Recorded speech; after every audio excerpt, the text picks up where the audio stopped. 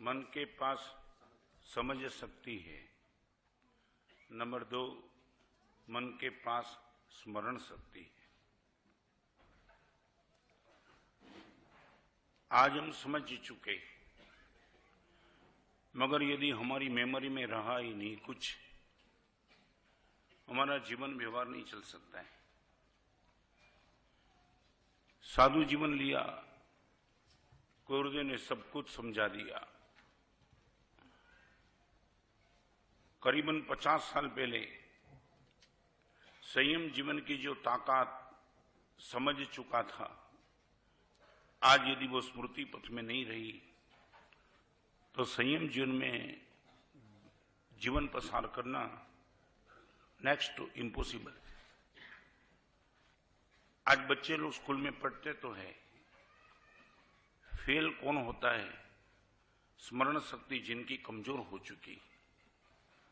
यदि स्मरण शक्ति आपकी पावरफुल है, परीक्षा में फेल होने का प्रश्न ही नहीं है। मगर सबसे बड़ी दिक्कत यह है, इतनी बड़ी ताकत लेकर के बैठने वाली समझ शक्ति हमने करीबन करीबन स्मृति पथ में जो भी रखा है, सब गंदगी और कचरा ही स्मृति पथ में रख करके बैठे। मेरे पर कितने लोगों ने उपकार किया, आज मेरी स्मृति पथ में शायद नहीं है, मगर किन किन लोगों ने मुझे धोखा दिया, सब स्मृति पथ में स्टोरेज करके बैठे। आपको मैं पूछना चाहता हूं,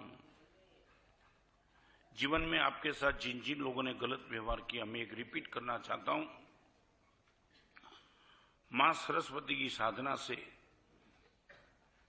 आपके सामने एक वास्तविकता की बात करना चाहता हूं।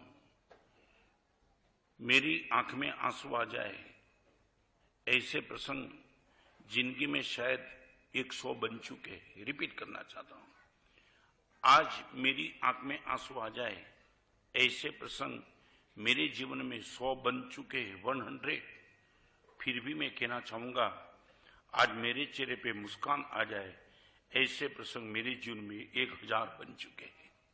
मैं रिपीट करना चाहता हूं, मेरी आंख में आंसू लाने वाले प्रसंग शायद 100 और मेरे चेहरे पे मुस्कान आ जाए, ऐसे प्रसंग तो 1000 बन चुके। मैं आपको पूछना चाहता हूं, आंख में से आंसू लाने वाले 100 प्रसंग याद है, या चेहरे पे मुस्कान जिसने पैदा की वो 1000 प्रसंग याद है? आपको पूछना चाहता हूं, स्मरण शक्ति आपके बहुत पावरफुल है, विरोध नहीं। हम आज मजे में क्यों नहीं है? चेहरे पे मुस्कान क्यों नहीं है?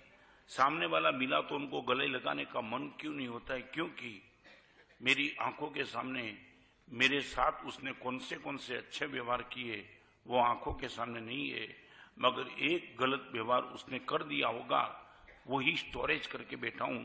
मैं आपको पूछना चाहता हूं, जब क्या याद रखना मेरे हाथ में है, तब गलत याद रख करके मैं दुखी क्यों होता हूं?